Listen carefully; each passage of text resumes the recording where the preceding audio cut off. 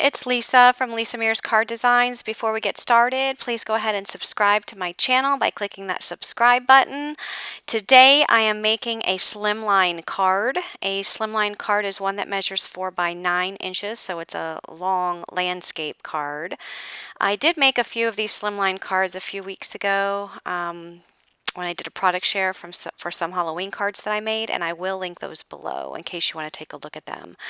I am going to be using products from the Stamps of Life. I'm also going to be doing some ink blending, as you see here.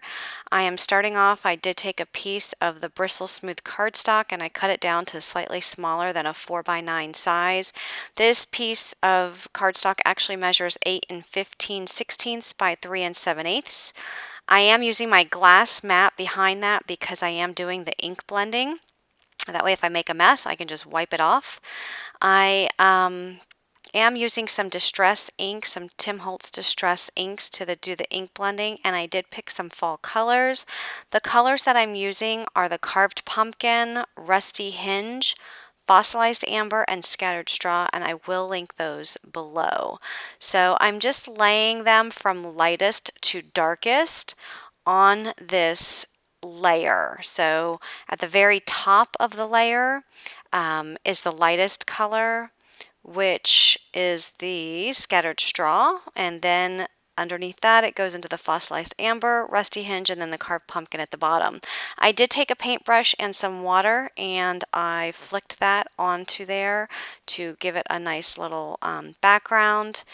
And I am going to be using some of the Stamps of Life stamps for this card, and these stamps are the Squirrels2Love stamp set.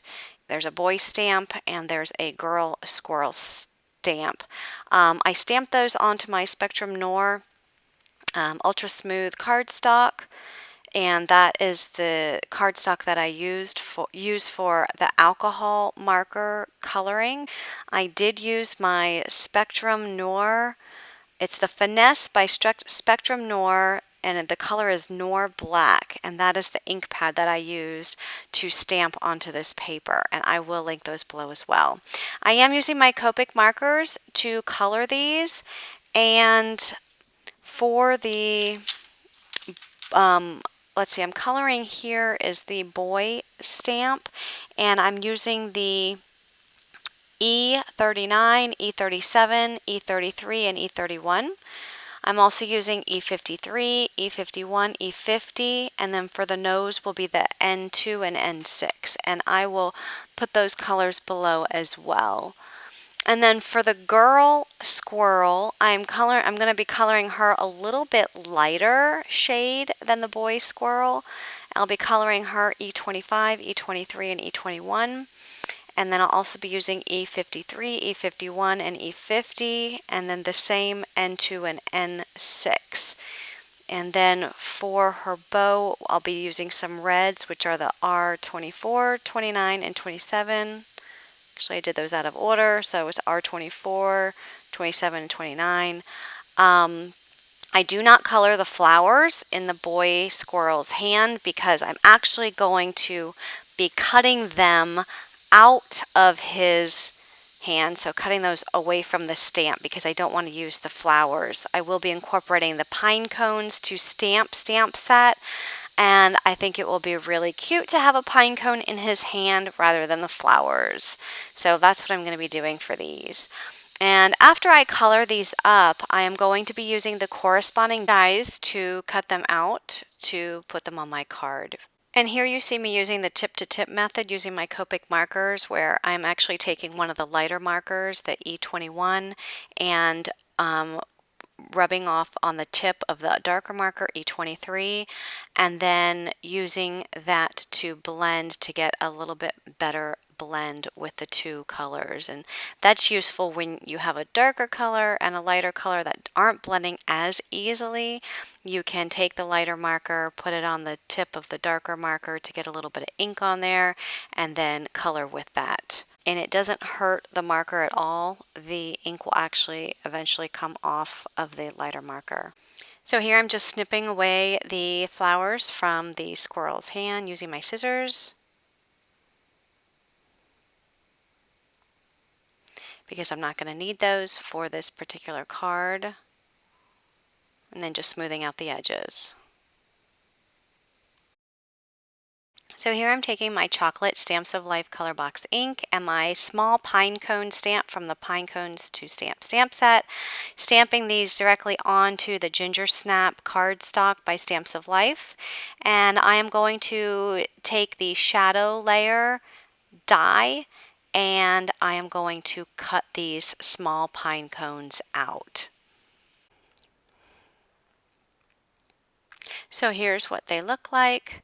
And next I'm taking the House Fold It from the Stamps of Life and using the tree die to cut out some chocolate cardstock 2 times to make 2 trees. And I'm using the Pinecones2Stamp die set to cut out the branches in artichoke and kiwi paper. And I'm also using this die set to cut out some hills in artichoke paper. And I'm going to glue those down. I will link all these products below so you can see what products they are. So I'm going to glue the 2 hills down onto my background. And then I'm going to take the trees and add some glue and tuck them behind. And if they go off the edge, it's okay because I'll eventually snip it off. So here I'm adding the second hill. Again, it's going to go over the edge, but no problem. I am using a stamp block just to hold everything down. Adding the other tree, again tucking it behind the hill. And then I'm just going to flip it over and trim with scissors to cut the excess off. And now I'm just going to take my leaves and I'm just trimming them, and I want to add them to the trees. I'm using the 2 different colors, the artichoke and the kiwi, and adding a few of those to each of the trees. And I'm just kind of positioning and cutting the leaves just to see how I want to put them. In this process, they're not actually being adhered down yet. So just kind of seeing where I want to put them, how big I want them, etc. So now I'm taking those leaves and I'm using the corresponding inks, artichoke and kiwi, just inking them up a little bit to add some color. So the kiwi is going on the kiwi cardstock, artichoke is going on the artichoke cardstock. And I'm also taking some of that artichoke ink and I'm adding some color to the hills. And I'm just patting with my blending tool just to add some texture there.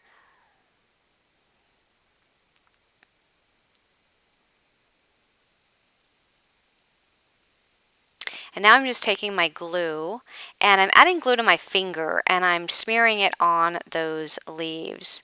And I didn't want to put a whole lot because if this glue interacts with the distress ink, it actually turns it like a fluorescent different color, which I don't want to happen.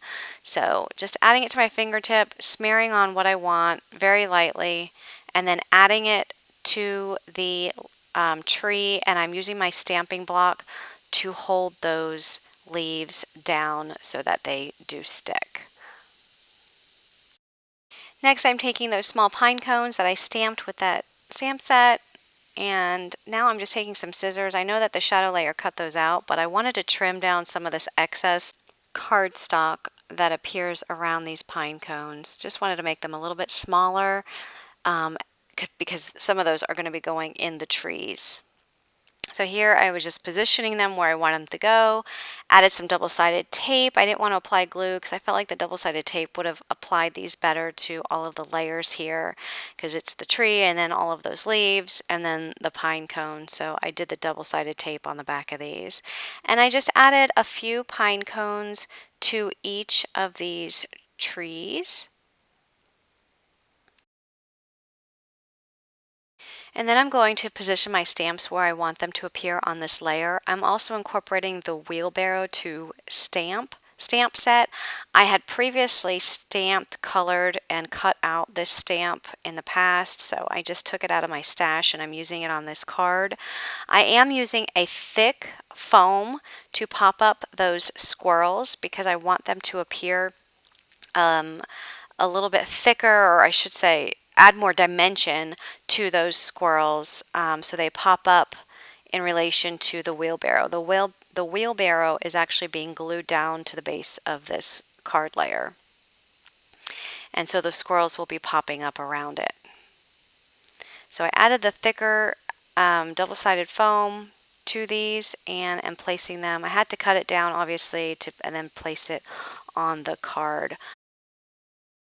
And here I'm just putting the squirrel's hand so that it looks like he is holding the wheelbarrow, but I'm eventually going to put a pine cone in his hand. So here again, I'm just trimming down this pine cone just to make it a little bit smaller. And I am actually going to put some glue on the tip of his hand and then attach the pine cone. I also put some more pine cones on the card. I am going to add some of the pine cones in the basket or in the wheelbarrow. And again, I'm using the double-sided tape to add those. So I'm just layering these on in rows of 3. So 3 at the bottom and then 3 up at the top. And then I'm going to also put some of these pine cones on the ground to make it look like they were falling from the tree.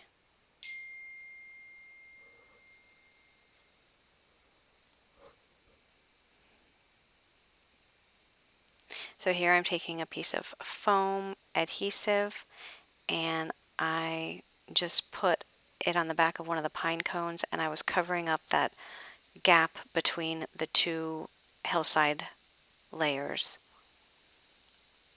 So here's the wheelbarrow stamp and I will link that below as well.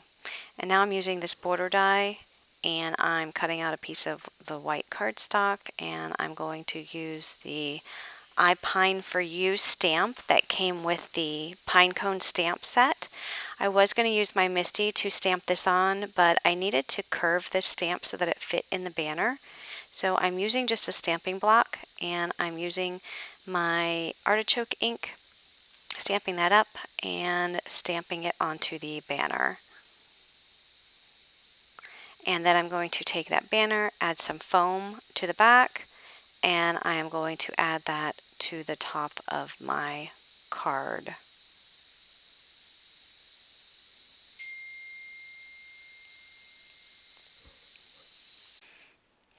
And here I decided to add one more pine cone to the bottom of the card.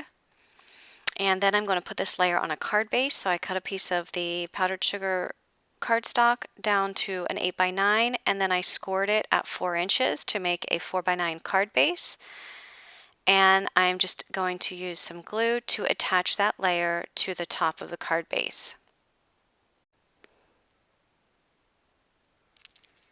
And then I'm just going to take some acrylic blocks, some of the stamping blocks, and just add them in the corners just to make sure it holds down while the glue dries.